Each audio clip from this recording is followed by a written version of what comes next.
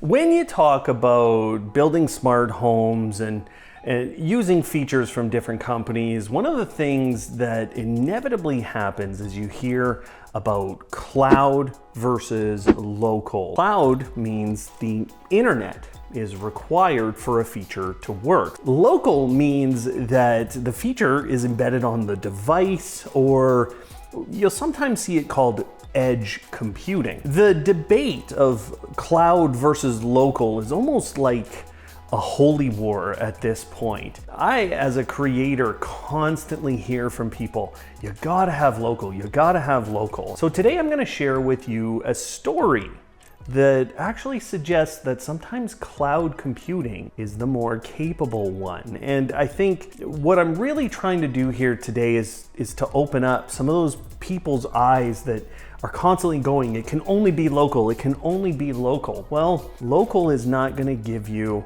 what I'm gonna show you today. Recently, I was at an event with Amazon where they announced a bunch of new devices, a bunch of new services, bunch of new features on their existing products. Ring was one of the presenters. And for a lot of years, they've been deeply embedded with the entire Amazon ecosystem. So Echo speakers, Echo shows, all the other devices. One of the most interesting features that they released is called Search Party. Now, Search Party is initially being rolled out with dogs. So if you have a dog in your home and someday your dog goes missing, you can actually report it on the Ring app. And then what happens is that all of the Ring cameras in your neighborhood become part of your search party. So what happens at this moment is your dog's picture or image, either from information you've given the Ring app or that you put in when you say that your dog has gone missing, is analyzed as part of the information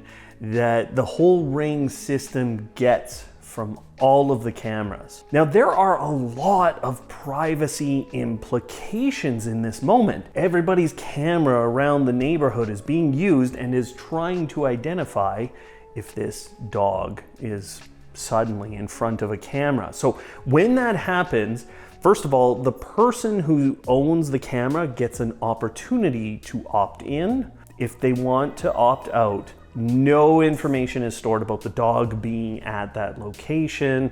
No information is given to anyone else that says, hey, yeah, we think your dog was here. So first of all, from a privacy standpoint, you've got to agree that you want to be part of this process.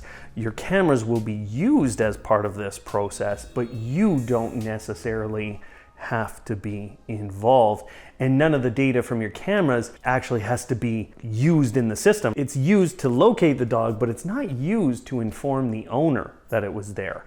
So you can keep your privacy. I don't think a lot of people will do that. I think they'll be pretty excited to say, hey, I found your dog. But what was so interesting about this new system was that every Ring camera out there became part of the search party. Now, how does that happen? AI is being used to analyze any of the events. If a dog has gone missing and then a dog or a pet-based event happens at your camera, AI is being used to see if that matches the missing dog. If Ring had relied on local processing power on all of their cameras, it was actually stated that they could not have done that. So this was information that the founder of Ring told us, hey, you know what, in the end, had we done that edge computing, we couldn't have put out this feature. And I think that this is a really good example of there is a place for cloud computing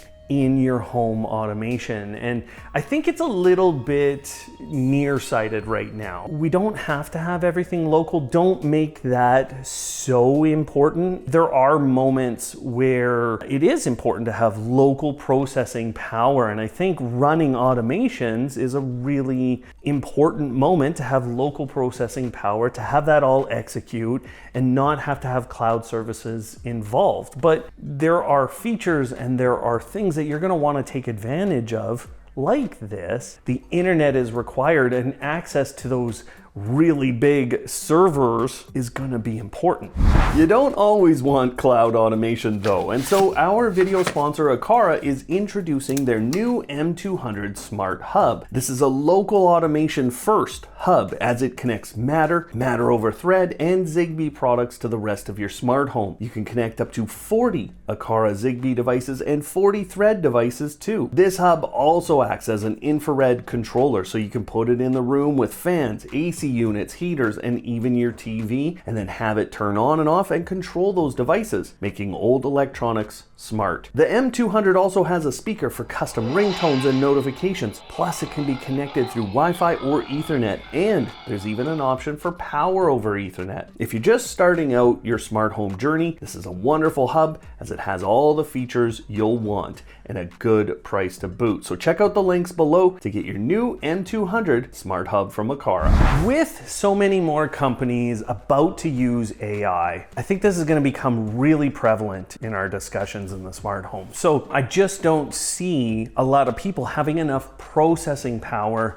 in their home to run these local models, and not a lot of people having the capabilities of setting that up, right? We're gonna see this little back and forth on cloud versus local.